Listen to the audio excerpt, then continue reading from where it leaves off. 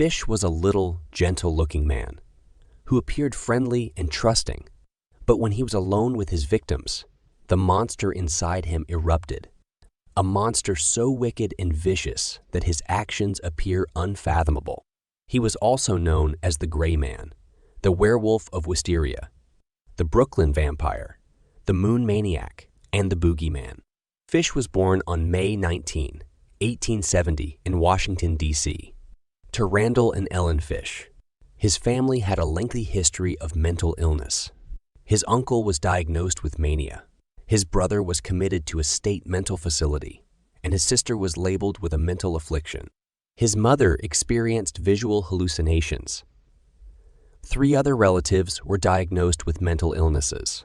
In Fish's memory, his parents abandoned him at a young age, and he was taken to an orphanage, a place of harshness where he was subjected to repeated beatings and sadistic acts of brutality.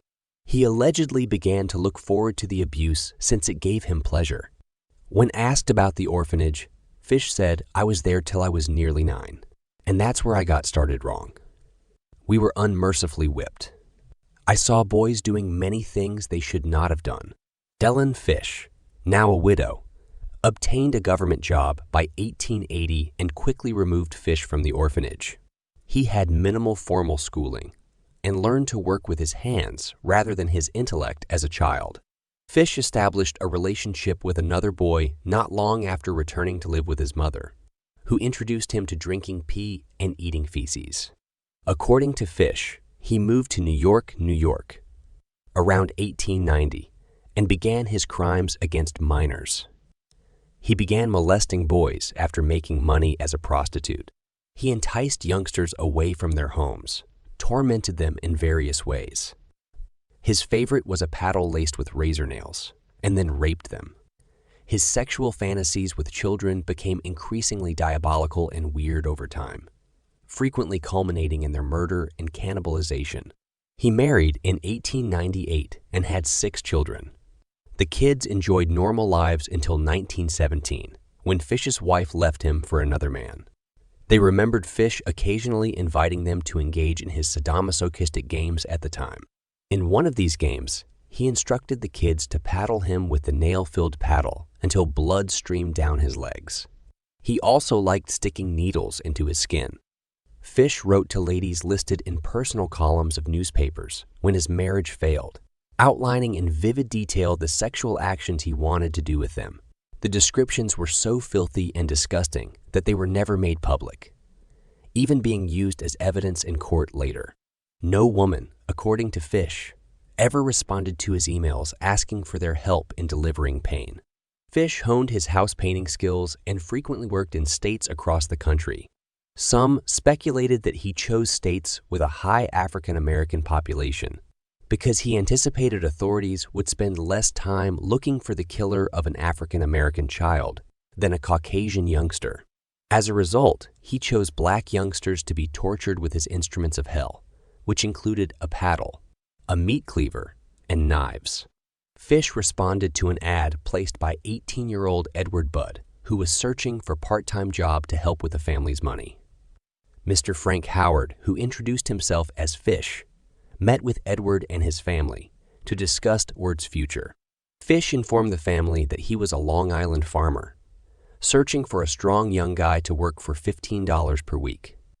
The employment appeared wonderful, and the Budd family, buoyed by Edward's good fortune, immediately trusted the mild, pleasant Mr. Howard. Fish informed the Budds that he would return the following week to take Edward and a friend of his to his farm to begin working. Fish did not come on the scheduled date, but instead sent a telegram apologizing and scheduling a new appointment to meet with the guys. Fish arrived on June 4 as promised, carrying gifts for all of the Budd children and spending time with the family over lunch. Mr. Howard appeared to the Budds to be a typical loving grandfather. After lunch, Fish stated that he had to go to his sister's house for a children's birthday celebration and would return later to pick up Eddie and his friend. He then asked that the Budds let him bring their 10-year-old daughter Grace to the party.